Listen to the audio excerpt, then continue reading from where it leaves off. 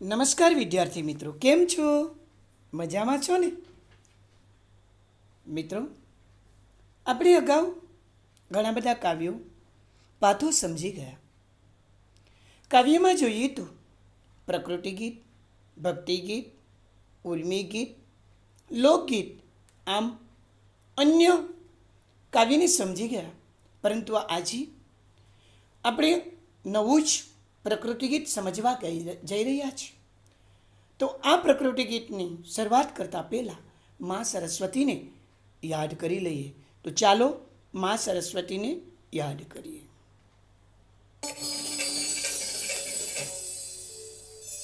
ઓમ સરસ્વતી નમો નમઃ. મા સરસ્વતી નમો નમઃ. વિદ્યાદાયિની નમો નમઃ. હંસવાહિની નમો નમઃ.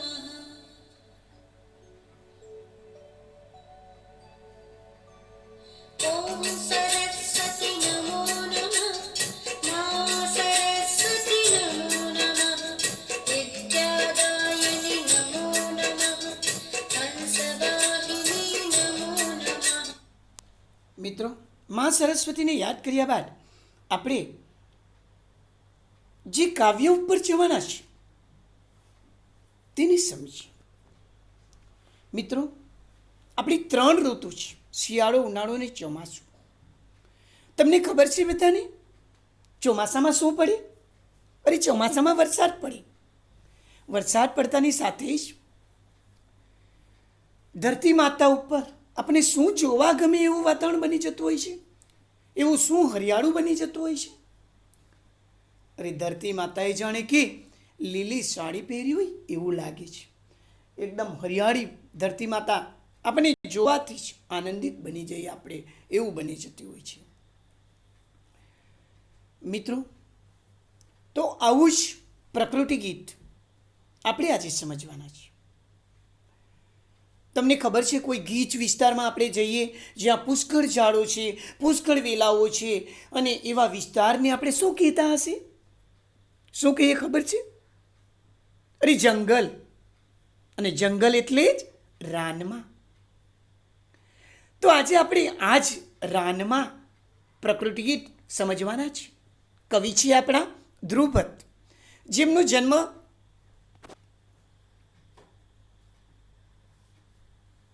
8/5/1947 થયો છે. જો ભાવનગર જિલ્લાના નિગાડીમાં થયો હતો. આ પ્રકૃતિ ગીતમાં કવિ ધ્રુવભટ્ટ ચોમાસું ક્યારે આવશે અને ચોમાસે આવતા કયા કયા ફેરફારો થાય છે એ વાતની કલ્પનામાં કવિ આપણને ચોમાસાના પસાર થતા મેદાનમાંથી મકાનમાં ને મકાનમાંથી પાનમાં ને પાનમાંથી આપણા મન સુધી કેવી રીતે આ ચોમાસું પસરે છે એની વાત કરવામાં આવી છે. તો મિત્રો, આ પ્રકૃતિ ગીત આપણે સમજતા પહેલા આપણે અન્ય પ્રકૃતિ ગીત સાંભળીએ, આપણે ખૂબ મજા આવશે. તો ચાલો આપણે આ પ્રકૃતિ ગીત રાતા ફૂલ જે પ્રકૃતિ ગીત છે એ સાંભળીએ.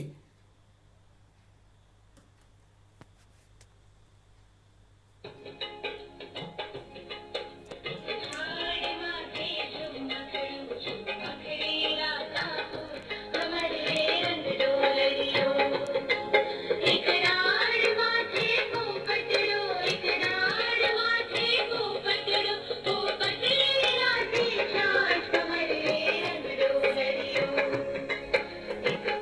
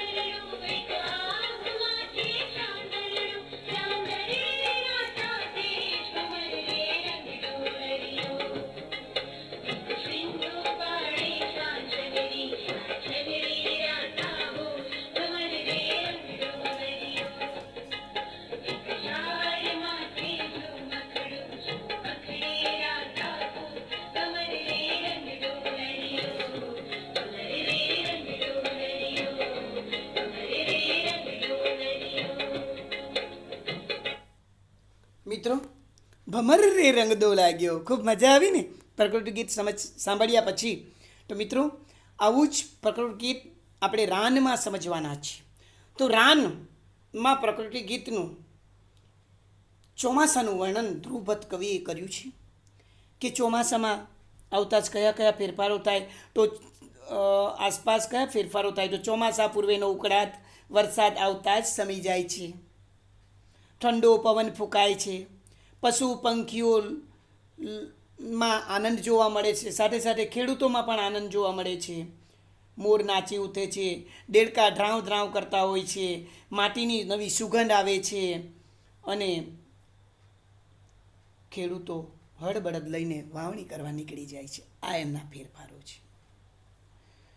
મિત્રો, આ કવિને આપણે રાગ દ્વારા સમજીએ.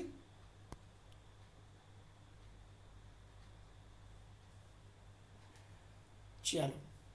ક્યાંક ચોમાસું ગાજે છે રાનમાં, ક્યાંક ચોમાસું ગાજે છે રાનમાં, વાડ પર સૂતેલી સદડેલી લાશ આવે નીતર ટેટાશે મેદાનમાં, ક્યાંક ચોમાસું ગાજે છે રાનમાં, ક્યાંક ચોમાસું ગાજે છે રાનમાં. ઊંચેથી આર પાર સરતું આકાશ હવે ઉતરશે ધોધમાર હેતું, ધોધમાર હેતું. બીજાતા વાયરાઓ વેસે સંદેશા કે ચોમાસું ધારદાર બેતું, ચોમાસું ધારદાર બેતું. અરે કાલ સુધી રેતા તાયા પીણીને, કાલથી તો વાંચે તો રહેશે મકાનમાં, અરે વાંચે તો રહેશે મકાનમાં, ક્યાંક ચોમાસું ગાજે છે રાનમાં, ક્યાંક ચોમાસું ગાજે છે રાનમાં.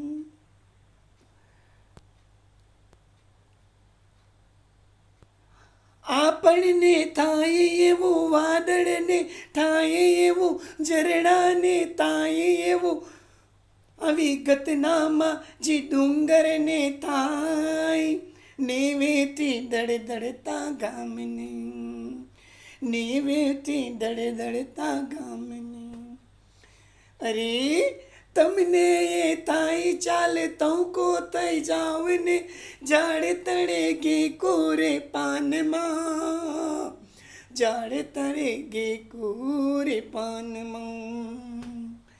અરે ક્યાંક ચોમાસું ગાજે છે રાનમાં, ક્યાંક ચોમાસું ગાજે છે રાનમાં, ક્યાંક ચોમાસું ગાજે છે રાનમાં, રાનમાં, રાનમાં. મિત્રો, આપણે કાવ્યને રાગ દ્વારા સમજ્યા બાદ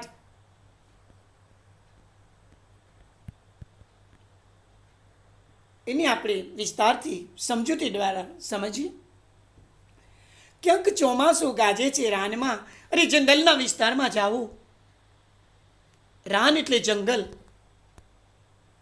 રાન એટલે જંગલ. ક્યાંક ક્યાંક ક્યાંક તો આપણે સૌને વરસાદ આવવાનો હોય છે ત્યારે આકાશમાં વાદળો સંભળાતા હોય છે, ગાજતા હોય છે. આપણે કહીએ છીએ કે જંગલબાજથી વરસાદ આવશે. એટલે કવિ કહે છે ધ્રુવભટ્ટ, ક્યાંક ચોમાસું ગાજે છે રાનમાં, જંગલમાં ચોમાસું ગાજી રહ્યું છે. હવે વરસાદ આવવાની શરૂઆત થઈ ગઈ છે. વાડ પર સૂતેલી, આખા ઉનાળામાં તપેલી વાડ પર લીલા વેલાઓ સૂતેલા હોય છે. લીલા જે સૂઈ ગઈ હોય છે એ હવે જાણે કે વરસાદ આવતાની સાથે જ એ મેદાનમાં ચાલતી થશે, મેદાનમાં પસરતી થશે, એવું કવિ સમજાવે છે. ક્યાંક ચોમાસું ગાજે છે રાનમાં, ક્યાંક ચોમાસું રાન જંગલમાં ગર્જના કરતું આપણને સંભળાય છે. અવાજ કર. ઘણી વાર આપણે કહીએ છીએ અરે ડોસી ગબડી વાદળમાં, પણ ડોશી નથી ગબડતી. અરે વાદળો પાણી લઈને આવી રહ્યા છે.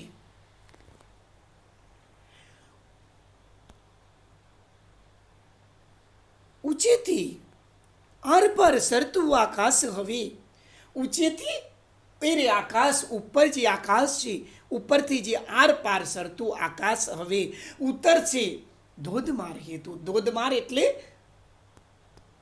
એટલે પુષ્કળ વરસાદ લઈને નીચે આવશે. ઉપર આકાશ કાળું કાળું બની ગયું છે, વાદળો ઘેરાઈ ગયા છે અને હવે આકાશ નીચે આવી રહ્યું છે, વરસાદ સ્વરૂપે આવી રહ્યું છે. અને ધોધમાર એટલે પુષ્કળ વરસાદો લઈને આવશે અને પાણી સ્વરૂપે નીચે પડશે અને વહી જશે અને નદી નાળાઓ ભરાઈ જશે. કવિ ખૂબ સુંદર સમજાવે છે. કવિ કહે છે કે બીજાતા વાયરાઓ વૈસે સંદેશા કે ચોમાસું, અરે ચોમાસું ધારદાર બેઠું. કવિ કહે છે કે બીજાતા વાયરાઓ પવન સાથે ઘણી વાર વરસાદ આવે. જો આપણે સમજીએ વાયરા એટલે પવન, હવા સાથે પાણીના છાંટા આવતા હોય છે. બીજાતા વાયરાઓ વૈસે, અને આપણે ઘણીવાર બીજા ગામમાં બીજા એરિયામાં વરસાદ પડ્યો હોય અને આપણા સુધી પવન આવે અને આપણે કહીએ હાશ ઠંડો પવન આવ્યો. કહે છે કે બીજાતા વાયરાઓ વેસે ઠંડો પવન લઈને આવી રહ્યું છે અને આપણે કહીએ છીએ કે હવે ચોમાસાની શરૂઆત થઈ ગઈ છે, ચોમાસું ધારદાર બેસી ગયું છે, વરસાદ આવી રહ્યો છે.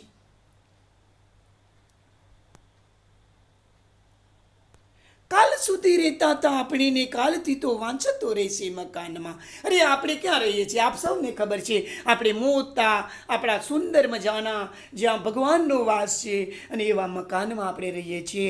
ત્યારે કવિ કહે છે કાલ સુધી આપણે મકાનમાં રહેતા હતા અને હવે ચોમાસાની શરૂઆત થતાં, ચોમાસાનું પરિવર્તન આવતા જ આપણે જ્યાં રહેતા હતા ત્યાં વાંચતો રહેશે મકાનમાં. એટલે વરસાદના છાતાઓ આવશે આપણા મકાનમાં, એમ કવિ સુંદર રીતે આપણને સમજાવે છે.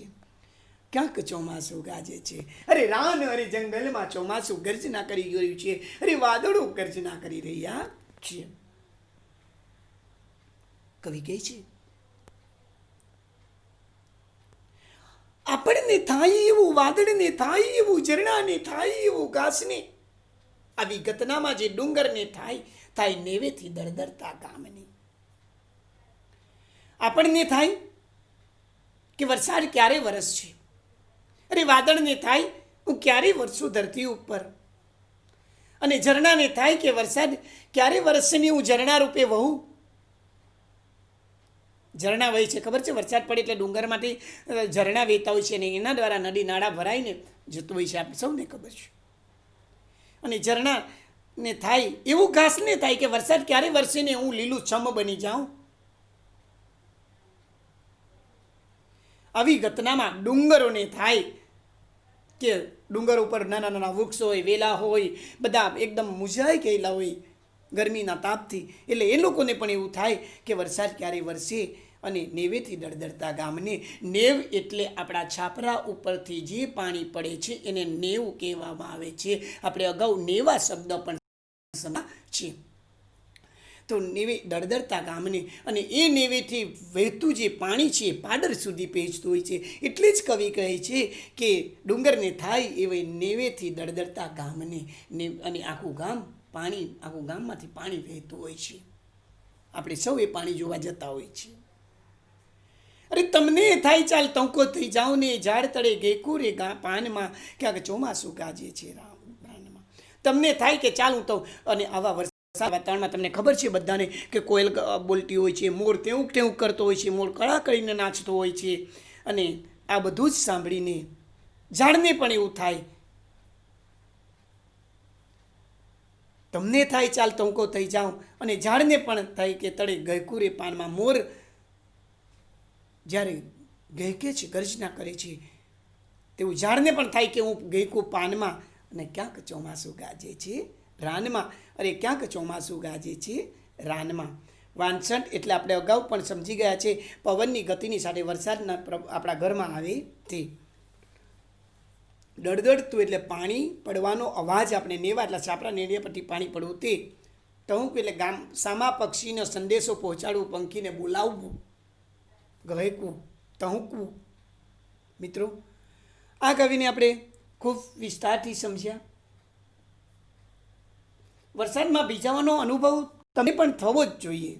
આપણે વરસાદમાં ભીજાવાનું આપણને ગમે તો તમને 2 શબ્દમાં એવું પૂછવામાં આવે કે વરસાદમાં તમે ભીજાયા છો અને તેમનો અનુભવ લખો, તો તમારા વરસાદમાં ઘરમાં પુરાઈ રહેવું કોને ગમે? કોઈને ન ગમે ને. અરે, અમે સૌ બાળકો ઘર બહાર જઈએ અને વરસાદની જોરદાર ધારા ઝીલવાનો આનંદ લઈએ, પાણીમાં છપછપિયા કરવાની મજા લઈએ. આવરે વરસાદ, ધેબરિયો વરસાદ, ઊની રોટલી ને કારેલાનું શાક, આવું ગીતો ગાઈએ અને વરસાદની મજા માણતા હોઈએ છીએ. મિત્રો, આપણે ઘણીવાર આપણા મિત્રના ગામમાં ફોન કરીને એવું પણ જાણતા હોઈએ છીએ કે મિત્રો કે અલ્કેશભાઈ કે પરેશભાઈ કે સુમિત્રાબેનને કહેતા હોઈએ છીએ કે ચાલો તમારા ગામમાં વરસાદ છે? નથી. અરે, અમારા ગામમાં તો ક્યારથી વરસાદ ચાલુ છે, હવે તમારા બાજુ પણ આવશે. અરે, આવી રીતે આપણે સંદેશો પાઠવતા હોય છે. તો મિત્રો, આપણે આ કાવ્યને ખૂબ વિસ્તારથી સમજ્યા. એનો પ્રશ્નોત્તરી પણ હોય કે લીલાશ ક્યાં સૂતેલી હોય છે, આપણને થાય તો લીલાશ વાળ પર સૂતેલી હોય છે. ધોધમાર વરસાદમાં આપણી સાથે કોણ હોય? તો ધોધમાર વરસાદમાં આપણી સાથે વાદળ, ઝરણા, ઘાસ, ડુંગર તેમજ આખું ગામ પણ આપણી સાથે હોય છે. વરસતા વરસાદમાં ઝાડ તરે ગહેકવાનું કોને મન થાય છે? તો વરસતા વરસાદમાં સૌ કોઈને ઝાડ તરે ગહેકવાનું મન થાય છે. અરે, મોર જ્યારે કડા કરીને ગર્જના કરતો હોય ને એવું સૌ કોઈને ગર્જના કરવાનું મન થાય છે. રાનમાં કાવ્ય કવિનું નામ આપણે સૌને ખબર છે કે ધ્રુવવત છે. આપણે ખબર, રાન એટલે જંગલ, વાદળ એટલે મેઘ, પાન એટલે પર્ણ, સંદેશો એટલે ખબર, ડુંગર એટલે પર્વત કે પહાડ, આકાશ એટલે નભ, આપણે સૌ સમજીએ છીએ.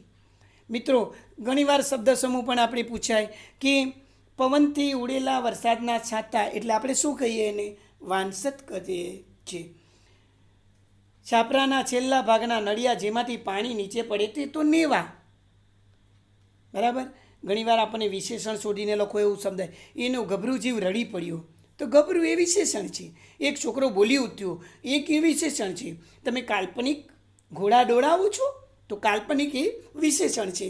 એટલે આપણે સાથે સાથે વ્યાકરણ પણ સમજ્યા છે, શબ્દ સમૂહ, સમાનાર્થી આપણે જોઈ લીધું છે. તો મિત્રો, આ કવિને આપણે ખૂબ સુંદર રીતે સમજ્યા, ખૂબ સારી રીતે માણ્યું. તમે પણ ઘરે આ કવિને તૈયાર કરજો. એમાંથી આવતા પ્રશ્નોના જવાબ લખીને તૈયાર કરજો. કાવ્ય તૈયાર કરવાનું એટલા માટે કહું છું કે કાવ્ય તૈયાર થયા બાદ તમને જ્યારે અધૂરી પંક્તિ પૂછાય તો આપણે સારી રીતે લખી શકીએ. મિત્રો, આટલી જ સમજૂતી બાદ હું વિરમું છું.